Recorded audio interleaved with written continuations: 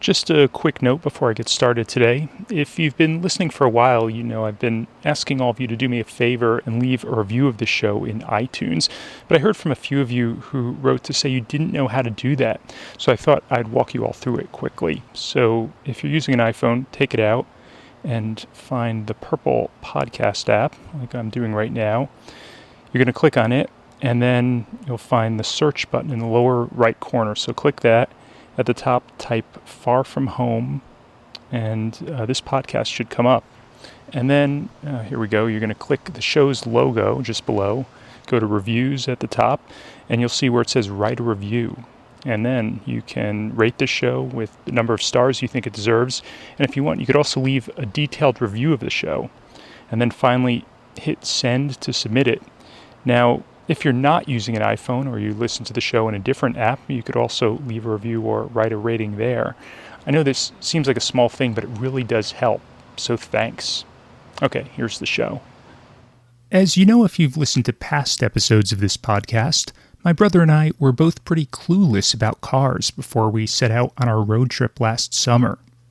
Back home, changing windshield wipers was about the extent of my repair knowledge, and for anything more than that, I'd usually take my vehicle to the Toyota dealer or call AAA. I've never done my own oil changes, and I'm embarrassed to say I've never even changed a flat, though I've watched enough other people do it that I think I could probably figure it out. So I was understandably a tad nervous as we got ready to drive 11,000 miles in a tiny car, facing what seemed like the very real possibility that we could break down somewhere in the middle of nowhere and need to know what to do. We took a whirlwind mechanics course on the eve of our departure, but that just covered the very basics, so I still felt woefully unprepared. Then I spoke to my brother's friend Adam, who assured me everything would be all right. At the end of the day, right, engines are very simple things. All they need is air so they can breathe, fuel so that they can make ignition, and fresh oil so that they can move friction-free. And keep them, cool. Obviously, if they overheat, then that's a problem as well. But as long as they've got those things, and all of those things are good quality, so the air that goes into them is nicely filtered, the fuel that goes into it is of a reasonable quality, the oil that is lubricating the whole system is good quality oil, then really, an engine's an engine. Like, there's nothing much else that can go wrong with it. So as long as you can do those things, then in terms of what you can do in your control to make sure that the engine makes it, that's it. Like, that's more than enough. The problem is there were lots of things that could go wrong that weren't in our control. You see, we'd been doing our daily checks and following all the steps people had told us to do to take good care of our car, but somehow it wasn't enough. At this point, we'd barely gotten to the rough part of our journey, and already we'd been to 3 different mechanics, none of whom seemed able to properly diagnose the strange problems we'd been having, and things were about to get a lot worse. I'm Scott Gurian. I'm a longtime public radio and print reporter, and I've created this podcast called Far From Home to document the unexpected adventures and chance encounters I have with interesting people around the world. To start off, I'm telling the story of a massive road trip my brother and I took with our friends, raising money for charity. We drove nearly 11,000 miles. 11,000? That's right, a quarter of the way around the Earth from London to Mongolia, through 18 countries, 8 time zones, 5 mountain ranges, and a few deserts, in a ridiculously tiny car. It's like the Beverly Hillbillies. It's not for the faint of heart. It's the adventure, isn't it? It's just a thing of pushing yourself to the absolute limit, because I think it's going to take us out of our comfort zone, but in a really good way. If you're just joining me, I suggest you first go back and listen to all the previous episodes in order to get up to speed and for all this to make a bit more sense. From language barriers to car trouble, getting horribly lost to paying bribes to shady traffic cops, it's been quite an amazing experience, and over the coming episodes I'll be bringing all of you along with me for the ride. Let me start out this episode by taking you on a quick trip down memory lane. Remember back in the second episode when Ali, the guy in London who sold us our car, raved about how great it was? I just bought this car recently only. Really and truly, I don't like to sell it because it's a beautiful, lovely car. The only problem I'm selling it, I've lost my job. So I can't afford to bloody pay the insurance. But there is nothing wrong with the car. It's got a new battery in it, so you've got no problems with that. It's got 4 brilliant tires. Engine is fine because it's only done 60,000 miles. It's got a manual gearbox. Then there which were the again is glowing good for you reviews from our because friend the Adam engine gets Growley, who'd purchased the vehicle on our behalf. It's the... Oh, I don't want to say it's the best car we bought, but I think it's one of the best cars we bought. Awesome. Well, it sounds like we hit the jackpot. Definitely. It runs fine. It's got a brand new clutch, which is a huge benefit. Yeah, it seems like a really, really good car. After seeing our little Nissan Micra for the first time, even my brother Drew fell in love with it. It's a cool little car. I'm excited to drive this to Mongolia. This car will inevitably make it much more of an adventure than a more capable car would. I kind of love it, though. I really do. But back in the present, the farther we went on our journey, the more that love wore away. All at once, within a matter of 5 seconds, the thermostat went from mid all the way up, the check engine light came on, and the check oil light. So I think the car, it knew there was an issue and everything just went haywire. To pick up where we left off at the end of the last episode, we were now somewhere in eastern Turkmenistan, and we'd ended up broken down and stranded on the side of the road. Again. But this wasn't like the times we had overheated in the middle of the Iranian desert, where we could just wait for it to cool down, add some more water, and continue on our way. No, things this time were different, by which I mean worse. A few of our radiator fins looked a bit damaged, and water was spurting out, so even to us mechanical dummies, it was pretty clear we'd sprung a leak. Now, our friends Rosie and Jane would need to tow us to a mechanic to get it fixed. Alright, we're good. Okay. Put on your hazard lights. There we go. Just keep your foot by the brake. A guy who'd stopped to help us had said the closest garage was in the city of Mari, about 50 miles away. So at first I figured, okay, that means we've got maybe an hour's drive ahead of us. But now that I saw what it's like for one tiny car to pull another with a rope, I realized this was going to take a lot longer than I thought. We're going, 40 kilometers an hour? It's at about 25 miles per hour. Finally, after what seemed like an eternity, we got to the outskirts of town and stopped at this place to ask for directions. So we pulled up here. It looks like a tire shop, but it's a Sunday, so it's closed. There's a bunch of guys standing around. They're looking at the one ridiculous car with all the stickers, towing another car, and looking at us like a spaceship has just landed. They're opening up our hood. I'm trying to explain what's wrong and see if they could tell us where we could take it to a mechanic. A woman who was doing some landscaping work nearby wandered over with her pitchfork resting on her shoulder, curious to see what was going on.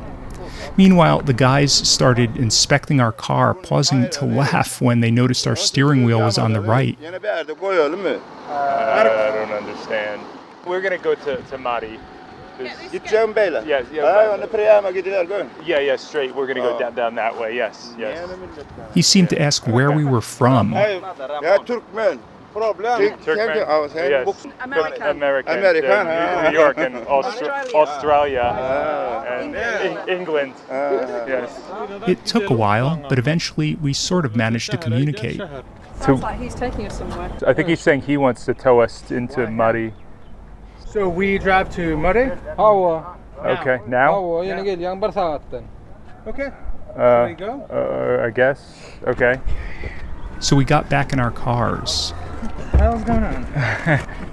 It's amazing when you don't speak the language how difficult it is.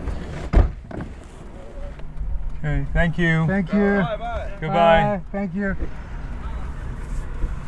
Okay, so we are now continuing to be towed, following some guy who doesn't speak a word of English. And we think he's the welder? We think so. We'll see, or he knows someone, or I don't know. Guess we'll figure out when we get there. It turned out he wasn't a mechanic himself, but he led us to a little repair shop where the owner, who introduced himself as Atama, came out to offer his assessment of the situation. A stone? I guess so. A stone must have hit it, yeah. You can fix it? You can fix it, okay.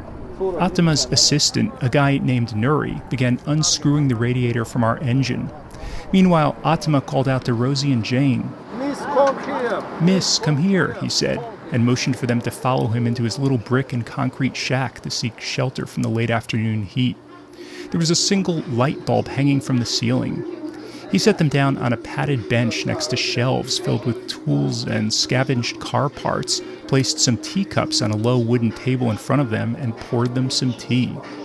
To entertain them, he tuned his television to the one English-language station, which was beaming live programming from across the Caspian Sea. Commentated on in English. What is it? The Azerbaijan Music Festival. Azerbaijan Music Festival. Music festival. Okay. Azerbaijan. Okay.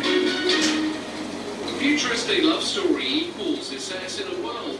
After a few minutes, Nuri entered with our radiator and crouched down on the floor next to a crude-looking pot-belly stove that was connected to a gas line in the corner of the room. He heated up a little iron mallet, which he used to melt some solder, and he managed to repair the hole where the water had been leaking out. It's still dented. It doesn't look pretty, but I asked him through our translator app how long this would last if it was a permanent repair, and he said it'll get us to Mongolia. I don't know. We'll put it to the test, and I guess we'll find out. Nuri finished repairing our radiator, and he screwed it back in place under our hood. But then my brother lifted the radiator cap, and you'll never guess what he found there. A giant blob of hard-boiled egg whites. Gee, how could that have gotten there? Well, actually, it wasn't a total surprise. Let me explain. So, remember how we'd been having radiator problems for the past few weeks of our trip? How we'd seen mechanics in 3 different countries who'd attempted all sorts of fixes, but no matter what they did, we kept going through water at an incredible pace? Well, with temperatures in Turkmenistan hovering around 100 degrees, we were afraid we'd keep overheating. So, as a last-ditch effort, the day before, when we were in our hotel parking lot in Ashgabat, we pulled our best MacGyver move and put an egg in our radiator. You got the egg? I have the egg. We have the pressurized radiator cap off. We find a good surface to Crack an egg on the engine. right on the battery. The theory goes that if you have a pinhole leak somewhere, the raw egg will cook itself in the hot water and solidify, and then the pressure will pull it towards the hole, temporarily plugging up the leak. I researched it online, and the Car Talk guys said that if you're going to do this, you should just use the egg white, since the yolk could cause a major blockage. So that's what we did. Putting the egg white right into the radiator. I kind of don't think this is going to do anything, but I don't think it could hurt, so we'll give it a try. It was admittedly a Hail Mary pass, but it worked on Mythbusters, so we hoped it might work for us as well. Okay, so back in the present, I used the translation app on my phone to explain to Nuri what had happened, and he was pissed. He didn't speak a word of English, but his expression alone seemed to say, "What the hell were you thinking?" No good? No, bad idea. He's shaking his head. He's like, "You idiots." Another one of the mechanics tried to explain the problem to us. Cluck, cluck, cluck. Cluck, cluck, cluck, he said, imitating a chicken. Then he clapped his hands, as if to suggest we'd totally screwed things up. Water stop. Oh. Water stop. Circulation no. Yeah, okay. Stop water. The egg clogged it up. Yeah, that's what we thought. So much for thinking that we'd be okay as long as we left out the yolk. Nuri took back out his wrench. He put the whole radiator in and now he's having to take the whole thing out again. Sorry. He's not very happy.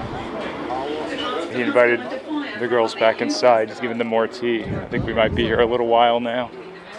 He's going to take the radiator back out, and I guess he's going to have to flush it or something. I'm not sure what's going on.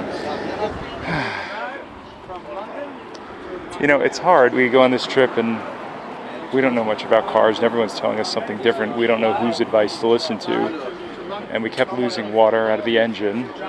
So we put an egg in yesterday, figuring that might help us out, and maybe it's made the problem worse now. We followed Nuri as he carried our radiator into another building that resembled a car wash, where he then proceeded to flush it out with a high-pressure hose.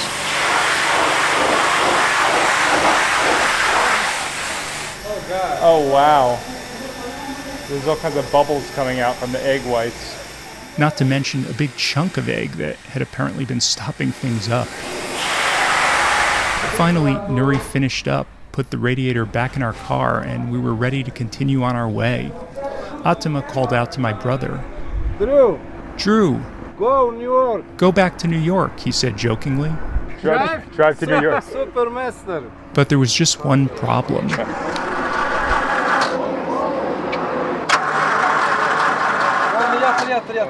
No. We thought the repair was all complete. They've got the radiator back in, put everything back together, and we've just tried starting the engine, and it still doesn't work. Kind of. Seems too good to be true. I mean, You poor things. well, you guys are helped up. Huh? You poor things. Don't worry about us, we're fine. I mean, it could be us next time, you never know. Are we supposed to wait for you or something? Yes. You'll be so in the shit if you don't. On a more serious note, it didn't take long at all for the mechanics to diagnose our new issue. Compressor? Compressor broken? What's broken? Compressor? I should know what all these car parts do. Yes, you should. As should you.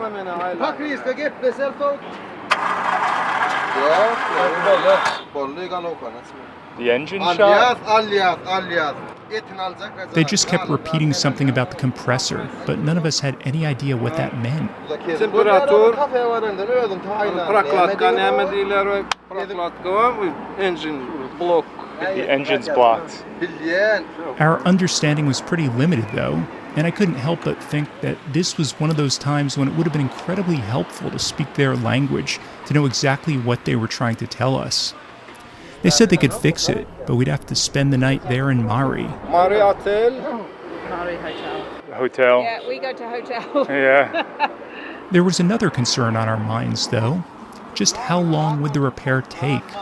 As we explained to Atema, we were worried because the clock was ticking down on the expiration of our visas. Tomorrow, we have to be over the border. Tomorrow midnight.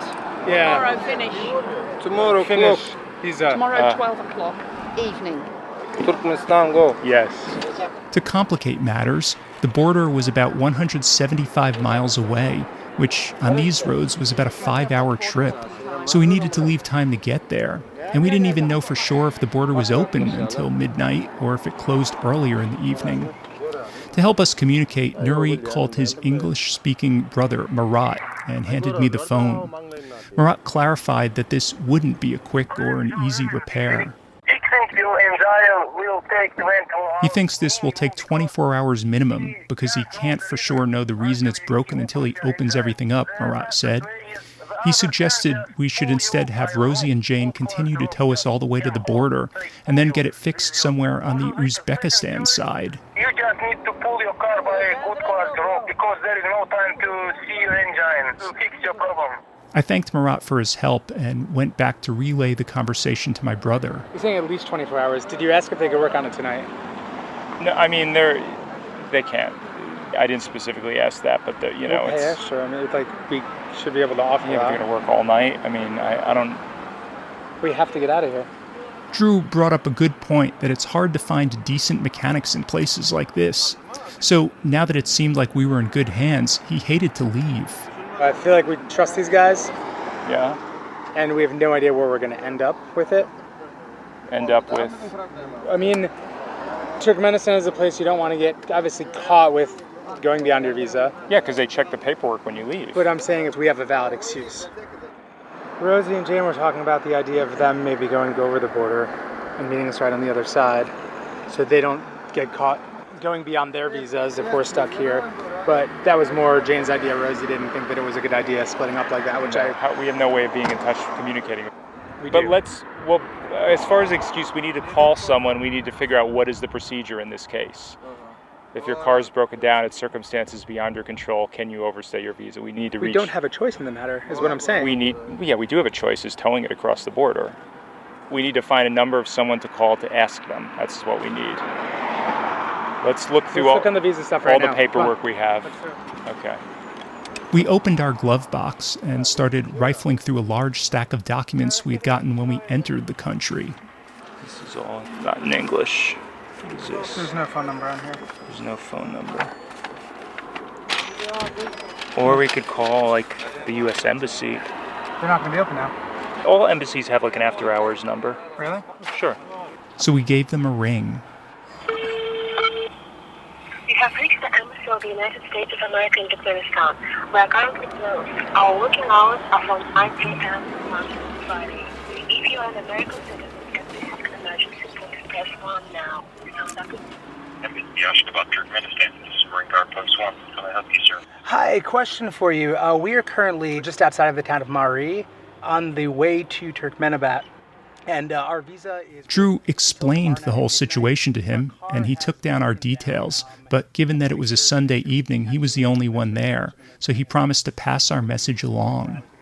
Okay, yeah, let me make a couple phone calls, and I'll make sure that the right person gets this information, and that way we can take care of that, kind of see what your options are and what we can do for you. Okay, thank you so much. Really appreciate the help. That was cool. This would be the first of several calls we'd make to the embassy over the next 24 hours, and the help they gave would end up making a big difference, because they were able to pull strings we never would have been able to pull on our own.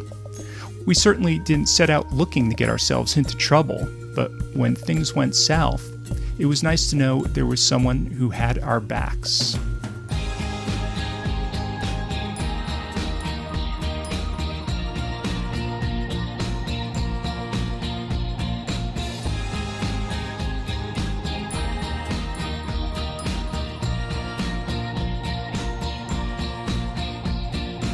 Visit my website at farfromhomepodcast.org to see some great photos and videos my brother and I took of Nuri and Atama fixing our car. I've also posted a link to an interview I did recently with my friends Nick and Amy's travel podcast called What the Foe. So if you'd like to give it a listen, you can check it out there or search for What the Foe, that's PHO, wherever you get your podcasts. Next time on the show, our mechanical problems put us behind schedule, so we're forced to hightail it out of the country, but then our passage is blocked. We're just like in a dark field next to a river and desert. We can see what looks to be the border off in the distance, but there's military here and a gate that's closed, and they're saying it's not open until tomorrow morning at 9. But our visas expire tonight at midnight. Remember, you could sign up for my newsletter on my website or follow Far From Home Podcast on Facebook, Instagram, or Twitter. And my job wouldn't be complete without a quick shout out, as always, to the Public Radio Exchange for podcast hosting and technical support. You can check them out at prx.org. And remember that if you're looking for a great way to discover other new podcasts, you should download the Radio Public app, which provides handcrafted playlists that let you sample episodes from a variety of shows. Thanks for listening.